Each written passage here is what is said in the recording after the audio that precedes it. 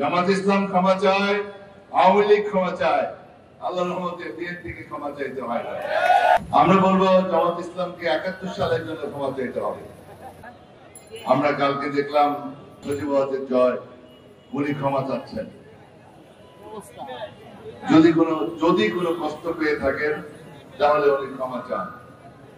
আবার যদি ইট লাগাইছে ৯৬ সালেও তার মা উনিও মাথায় পট্টি বেঁধে হাতে তসবি নিয়ে ক্ষমা চেয়েছিলেন।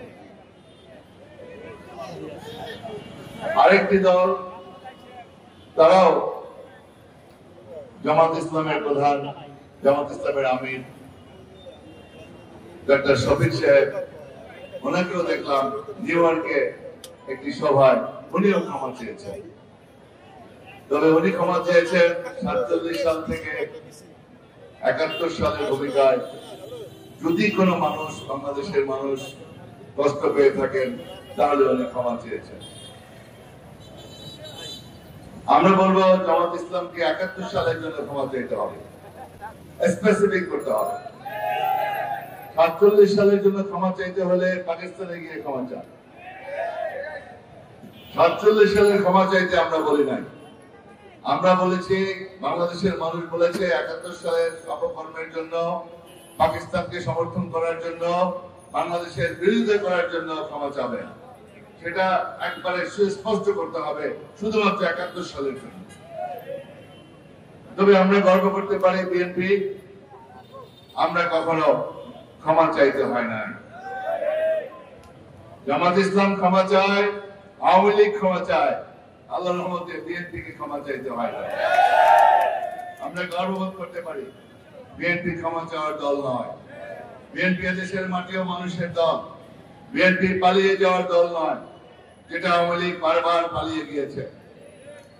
তাই আজকে বিভিন্ন রকমের টালবাহানা চলছে নির্বাচনকে নিয়ে, কারণ দেশের জনগণ জানে যে বিএনপি সামনে অবশ্যই জনগণের ভোটে নির্বাচিত হয়ে ক্ষমতায় আসবে।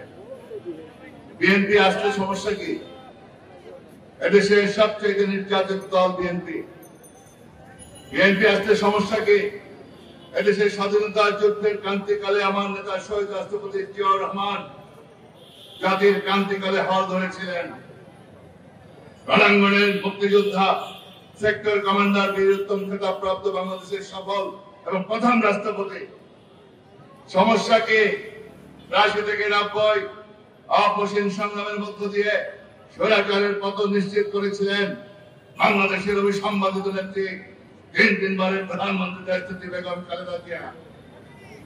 সমস্যা কি? বিএনপি আসলে বাংলাদেশে গণতন্ত্র উপহার দিয়েছে, বহুদলীয় গণতন্ত্র উপহার দিয়েছে, স্বাধীনতা যুদ্ধের নেতৃত্ব দিয়েছে, স্বাধীনতার ঘোষণার মধ্য দিয়ে বাংলাদেশের জনগণকে উজ্জীবিত করেছে। তাই আজকে তারেক রহমানের নেতৃত্বে আমরা ফ্যাসিবাদ মুক্ত বাংলাদেশ পেয়েছি। আমরা সবচেয়ে নির্যাতিত, জিয়া পরিবারের নির্যাতিত। আমরা আশা করি আমাদের জনগণের প্রত্যাশা অনুযায়ী আমাদের জাতীয় নির্বাচন অনুষ্ঠিত হবে। বাংলাদেশের জনগণ যাকে নির্বাচিত করবে তারা সরকার গঠন করবে। সেই সরকারের মধ্য দিয়ে আমরা এগিয়ে যাব।